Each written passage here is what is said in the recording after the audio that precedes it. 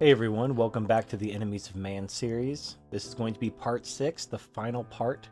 I'm just going to be responding to some comments from part 5. Now, a quick note about part 5, which I found very interesting, is that part 5 got 123,000 views as of the time of this recording, which makes it by far my most viewed video of all time. So I'm not really sure how or why. Is it just the thumbnail, like the girl having the orgasm, that's what did it? I don't know. A couple of the comments that I received in the comment section of that video, which I want to respond to, is this idea that sex is a need, and the idea that men need women, because those are the things that people really took issue with. So let's address whether or not sex is a need. One of the people in my comment section noted that if they don't get sex, they get depressed, and that makes them feel sad, and this depression means that it's a clinical need. No. I mean, being sad because you haven't been laid in a while doesn't qualify it as a need, any more than being sad because you didn't get a PlayStation 4 qualifies a PlayStation 4 as a need. But if you go behind the scenes, you know, when you're talking about being depressed because you're lacking that intimacy and love and stuff with your partner, that's not sex either. That's love and intimacy. Now you're probably thinking, oh, wait a minute, you telling me to be gay? Telling me to be gay, TFM, oh my god. No, I'm not telling you to be gay. I'm talking about separating sex from intimacy and love. Now, I talked about this in an older video called Male Vulnerability Need. This is also more commonly known as male mother need, but I don't like that term. So, men have to have this wall up. We have to be strong, we have to be tough, we have to be fresh from the fight. But we also need to be vulnerable sometimes. We need to be able to let our guard down and trust people. Just to kind of remember that we're human. Society has shamed men who try to get any sort of intimacy or love from other men. You know, they call it like a bromance or whatever, or they just outright say you're gay if you have anything to do with a man. It doesn't mean you're gay, it doesn't mean you're having sex with each other. It just means you love each other, you know, as brothers.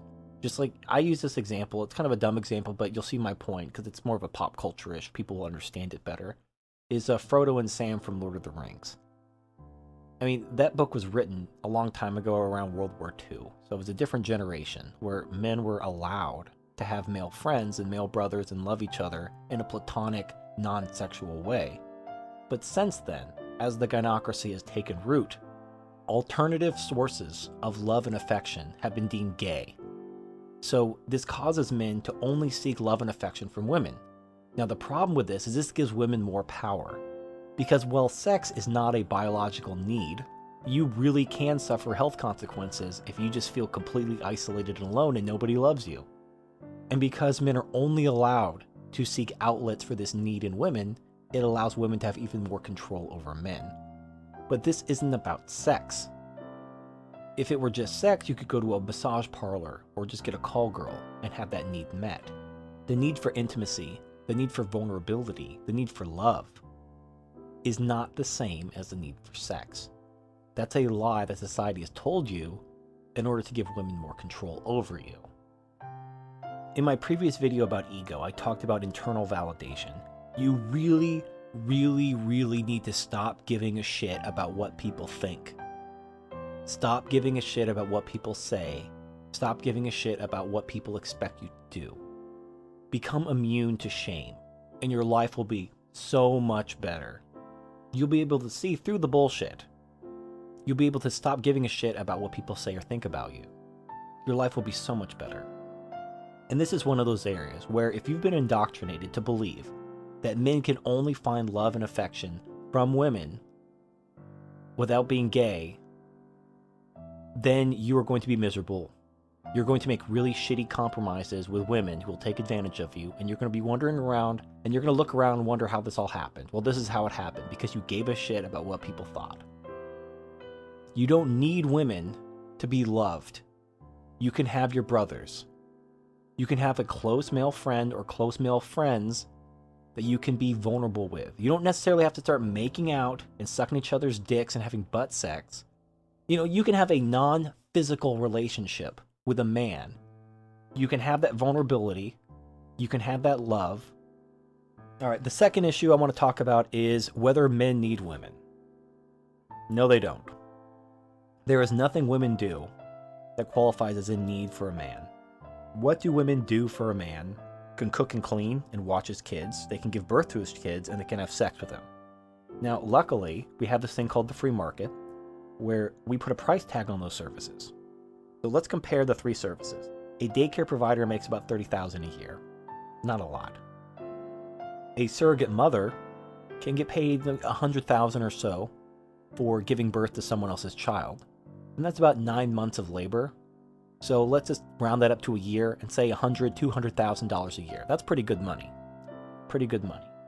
And then, of course, a call girl, a really good call girl, can make, hundreds of thousands, if not $1 million or so in 1 year. So out of those three services, we have about $25,000, $30,000 for a daycare provider / babysitter / homemaker. And then we have $100,000 to hundreds of thousands for a call girl and a surrogate mother. So what is the role of a woman? Is it not to give birth and have sex? That's basically her role. That's what she provides. That's why she is valued, because she has sex with men and because she gives birth to babies. I mean, being a homemaker, cooking and cleaning, those are nice. Those aren't very highly valued skills. They don't take a lot of skill. It's mostly like you're just around, so you might as well do something. It's not really because, oh, I married you and I provide for your needs and pay all your bills because you're such a great cook. No man does that. Men marry women, men have relationships with women because they're getting that ass. And because maybe they want to have children. But neither one of those are needs. We've already talked about how sex is not a need. Children are even less of a need. I mean, having children are nice for certain things, but not in today's society. Back when we worked on farms, a man might benefit from having lots of kids because those kids would grow up and help him on the farm. They would increase his wealth. But nowadays, most men don't work on farms. Children are just a financial liability. They turn 20, they leave. They're gone. They might visit on Christmas or something, and that's about it. They certainly don't, increase the man's income. And the other thing is a lot of people think that children are like their retirement plan. Well, I'm going to have these kids, and when I get old, they're going to take care of me. Well, they're not necessarily going to take care of you. They may not be able to financially take care of you themselves when they get old, because, taxes and so forth. And also the government fills that role. The government stepped out and was like, oh, what about these poor people that don't have enough kids, or their kids are all fuck-ups and they couldn't take care of them? Well, we'll step up and take care of them. So now what do children provide to a man? What benefit is there to a man to have children? There really is no benefit, other than the societal expectation to have children. I mean, again, remove the societal expectations. Think about it objectively.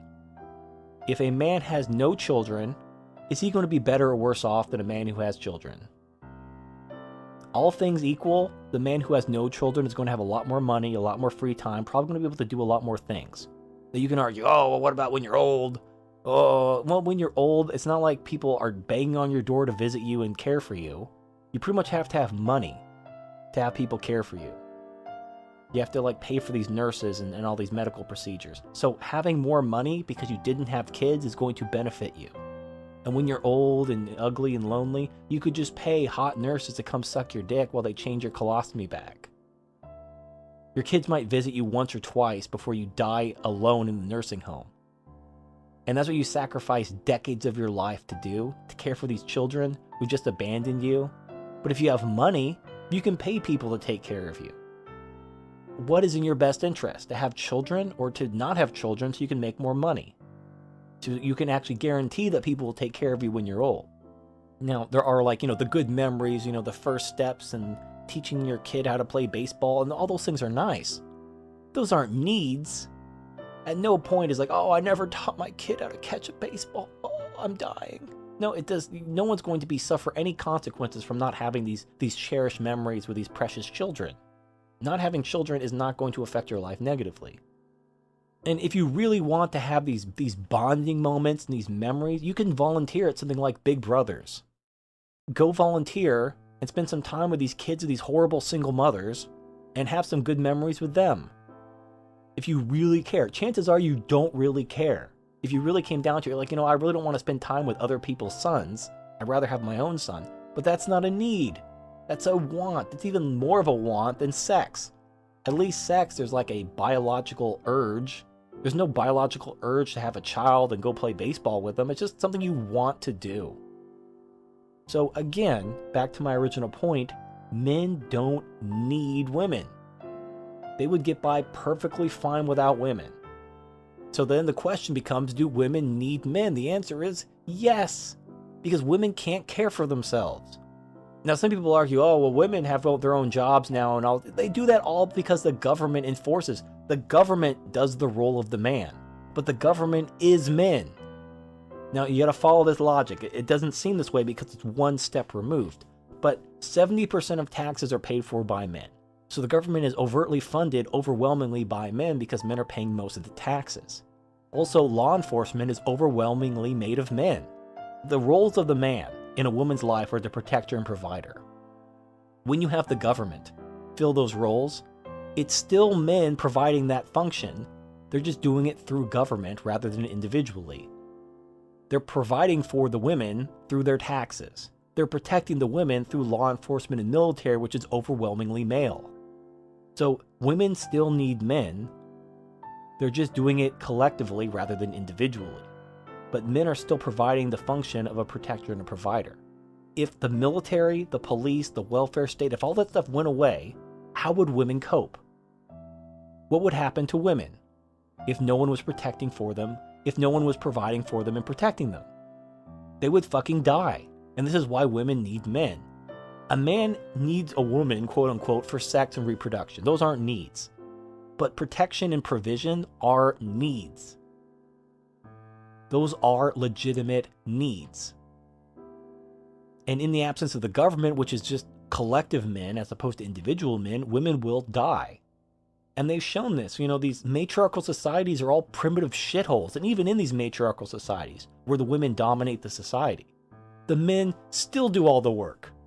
But even then, even in these matriarchal societies, the women need the men. But then you go to these other societies where it's all men, like these monk societies. Nobody fucking cares. Once you remove the desire for sex and reproduction, like if you go live in a monastery where you've given up on sex, you've given up on reproduction, there are no negative consequences. Whereas women who try to form some matriarchal society, they still need the men to do all the stuff that they can't do. Women can never purge themselves of their need for men because they're physically and mentally incapable of making it on their own without men. But men can purge themselves of their need for women if they simply give up on this desire for sex and reproduction. If you don't want to have kids, reprioritize your life, or you don't value sex, you don't need women. Men do not need women. So anyway, to tie the whole series together, because this is going to be the last video in the Enemies of Man series, the entire purpose of this series was for men to understand human nature from the male perspective. You know, in MGTOW we talk a lot about female nature, but we don't talk a lot about male nature. So these are the things that I believe are the important aspects of male nature that men need to be aware of. We may not be able to fully purge ourselves of these things, and they may actually have beneficial uses within certain contexts. But you need to be aware of these instincts, because they can be used to hurt you. You know, the dominance instinct is there to drive men to acquire resources in order to reproduce. It's the male version of hypergamy. And you need to be aware of that, because this is why men tend not to get along and cooperate. We tend to see ourselves as adversaries. We tend not to cooperate. And because the dominance instinct, we don't organize on the large scale that women tend to. We need to be aware of this. We need to be aware of our ego. We need to be aware that having a sense of external validation, validating ourselves through others, opens ourselves up to manipulation. Having a sense of internal validation helps protect us from being manipulated, from shame and so forth. And then finally, the sex drive. It's a very powerful drive, many times more powerful in men than women, in order to facilitate reproduction in humans. Nature did this to us. It's not like women consciously planned this, it's just the way it worked out. But the downside to this is we are very apt to make really terrible choices based on our sex drive. We're liable to give women far more than they're worth simply to satisfy our sex drive. So be aware of that. Don't let your sex drive ruin your life. Just be aware of how your sex drive can be controlling you. Don't let yourself be controlled by it. You know, the first step is just being aware of the issue. If you're aware of your instincts, you can acknowledge them, and then you can either dismiss them or control them some other way. If you're not aware of your instincts, then they're in the driver's seat. because you're making choices based on your instincts without even knowing why. You're not even questioning yourself. But if at least you acknowledge them, if you say, aha, that's my sex drive trying to get me to make this decision, you could step out of yourself for a moment and ask yourself, do I objectively want to make this decision, or am I just being led by my sex drive? And simply by asking that question, you can make better decisions. So the first step is just acknowledging your instincts, understanding your instincts, then trying to step out of yourself and being as objective as possible while making decisions. And that may be a lot to ask of people, but it's really important as men because we have the power. We've always had the power. Men run the world. They've always run the world. They've built the world. The only reason why we've lost the world, the reason why the gynocracy is entrenched, is because men allowed it to happen. Because of these instincts. And if we're going to change anything, we need to understand these instincts ourselves. The change may never happen on a large scale, but as an individual man, you have the power to change your life today. By understanding your instincts, by questioning your instincts, and by making not a better world, but a better life. Your life. You have the power to change your life by changing yourself. So, thank you for joining me on this journey in this series. I appreciate all the support, especially for part 5, getting 100K views. That was awesome. So, thank you for watching, and I'll see you next time.